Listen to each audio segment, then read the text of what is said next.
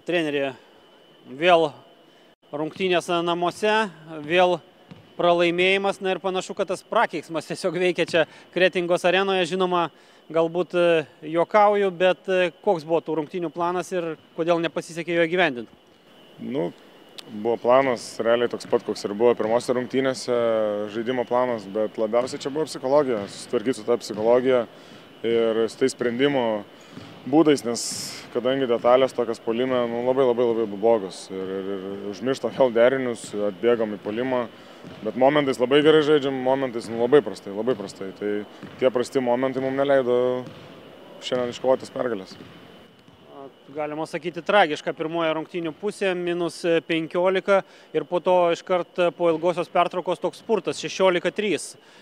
Ką tokio Rūbiniai pasakėt savo vaikinam, kad priartėjo iki 2 taškų skirtumo?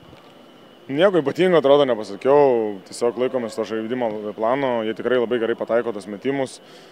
Tomas Devingaitis švis tritaškį su bauda, jeigu pataiko, tai nieko nepadarysi. Bet turim greičiau žaisti, žymiai greičiau žaisti, pradėjom žymiai greitesnį krepšinį žaisti, jie neįmetė tų kelių metimų ir mes iškart galėjom daryti tą spurtą. Gal kad jis toks mažas buvo, reikėjo gal geresnis, didesnis turėjo būti. Na ir pabaigoje, ko pritrūko, kad jau kvėpuodami į nugarą varžovai vis dėlto išlygintumėt ir persvertumėt?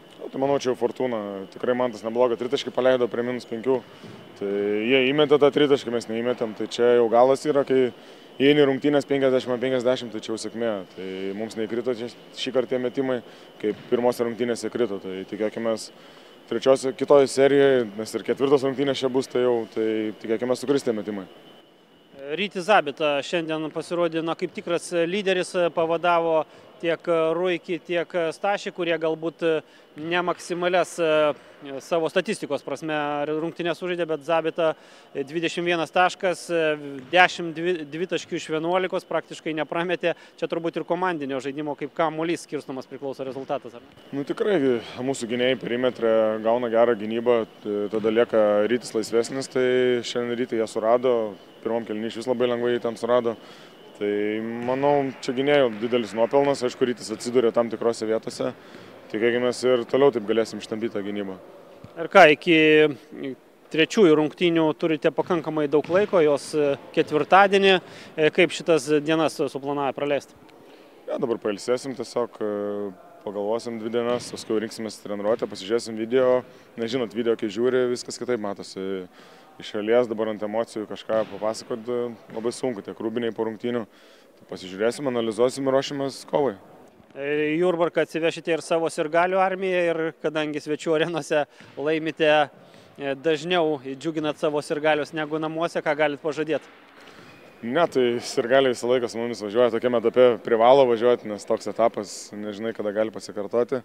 Tai ką prižadėti kovoti, mes iššūkai kažkaip labai gerai atrodom, tikėkime ir toliau tokie būsim iššūkose. Galėtojų komandos treneris Povilas Valaitis. Na, treneri, ką tokio pavyko pasakyti prieš rungtynes ar sudėlioti plane, kad visiškai kitokios rungtynės nei pirmosios finalo rungtynės?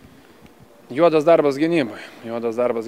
Privertėm Kretingą mest sunkius metimus, privertėm juos kiekvieną situaciją visur vargti ir tas pasiteisino, bet čia ir prieš tai buvo, aišku, prieš pirmas rungtynės, ką tą reikėjo daryti. Problema buvo, kad mes per pirmas rungtynės visiškai nenaudojam savo fizinių jėgų, sakykime, nedavėm to kontaktų, ką mes šiandien atidavėm nuo pat rungtynių pradžios. Geras fiziškumas, geras kontaktų lygis, puolime ramybė. Buvo ir dabar antroji pusė, kai pradėjom banguoti reidžiai mintasme ir tas bangavimas atėjo iš karto iš to, kai mes pradėjom tiesiog be galvos bėgti. Kamuolį tiesiai į autą metam, išsimesdami iš auto, greitą pasą kažkur duodam, nevertinam situacijų, bet kai tik mes sustojam ir puolimas mūsų susitvarko, bet rungtynės laimėjom dėl geros gynybos.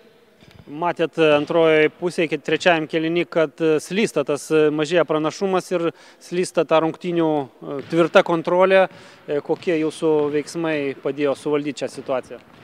Tai žinot, čia labai panaši ta situacija, kas buvo ir Jurbarke Kretingai. Lygiai taip pat mes prisivijom, tai Kretingai lygiai taip pat prisivijo, bet ko gero pritrūko jėgų tas rungtynės perlaužė. Mes puolime, ko gero, pasitaikėm tuos metimus gynybai, visiškai nepaleidom ir tą situaciją stabilizavom. Tai vėlgi tos sukurtos geros progos puolime, elementarus dalykas, bet vėlgi, sakau, aš prie tos pačios gynybos grįšiu. Tu neįmeti taškų, bet jeigu tu neduodi ir varžovai, mes tai nuo to pačio rezultato, kaip sakant, ir eini. O kai jie susimetė, gal mes, sakau, biškai kažkur paskubėjom. reiks pažiūrėti, kaip sakant, rungtynės bus lengviau pasakyti, kaip čia viskas įvyko, kad taip jie grįžo. O mintys, tai žinos, visą laiką ir prieš pačias rungtynės yra jaudulys ir nerimas, ypatingai kai serija važiuoja išvyka ir kada Kretinga tuos namus kažkaip negali laimėti, blema, sako, ar būsime tie, kur pralaušim tuos ledus. Tai ačiū, kaip sakant, komandai, kad tai neįvyko, kad gražinom seriją į mūsų, kaip sakant, tvirtovę ir viskas, dabar viskas vėl toliau, kaip ir dabar nuo mūsų priklauso. Taip ir toliau, bet faktas, kad Kretinga ne ta komanda, kad sudėtų ginklus ir čia ta serija bus, manau, labai įdomi. Tomo Delininkaičio rezultatyvus pasirodymas jau nebestebina, bet Lukas Žukauskas, komandos kapitonas, turbūt nesuklysiu pasakydamas, kad vienas geriausių sezono rungtynių sužaidė 20 taškų ir labai svarbiais momentais Luko tie taškai krito. Jo, Tomas, tai jisai faktas yra mūsų komandos vienas iš lyderių, o Lukas, irgi, jisai gali ir geba. Šiandien jau tie metimai sukrito, Kretinga rizikavo galbūt ant Luko, davėm tos metimus mes, jisai pataikė. Šaunu, labai džiaugiuosi Luku, džiaugiuosi Mintautų darbo gynybai, sustabdė vieną iš jų pagrindinį žaidėją Stašienę, tai sakau, tai šitas visas darbas, jisai atsiperka to pačio Ignu, sakau, Vytautu. Tai bendrai visas, kaip sakant, komandinis darbas turėjo ir didelį naudą komandai. Prieš šias rungtynes sakėte, kad svarbiausia bus gynyba, ją pavadinot netgi taip piktokai šešėlinę, kalbėdamas apie pirmasis rungtynes Jurbarke. Kas bus svarbiausia trečiajame mače ir antrajame Jurbarke? Tai čia dabar vėlgi, tos taktikos jos yra, bet čia psichologiniai visi veiksmai labiausiai veikia, kaip komanda save nuteikia ir kaip jinai išeina ramiai priimdama sprendimus, bet aktyvumas, kibumas, gera energija, kontaktų lygis, tai bus visos tos serijos metu vienas iš tų svarbiausių faktorių, kuris ko gero gali turėti įtaką į tą laimingiausią kelią, į pergalės. Bet aišku, vien gynybos neužtenka, reikia ir to puolimų, tos metimus reikia susimesti. Tai susikurtas progas, toliau žais savo visų sezonų žaidimą ir bandyti siekti tolimesnės tos pergalės.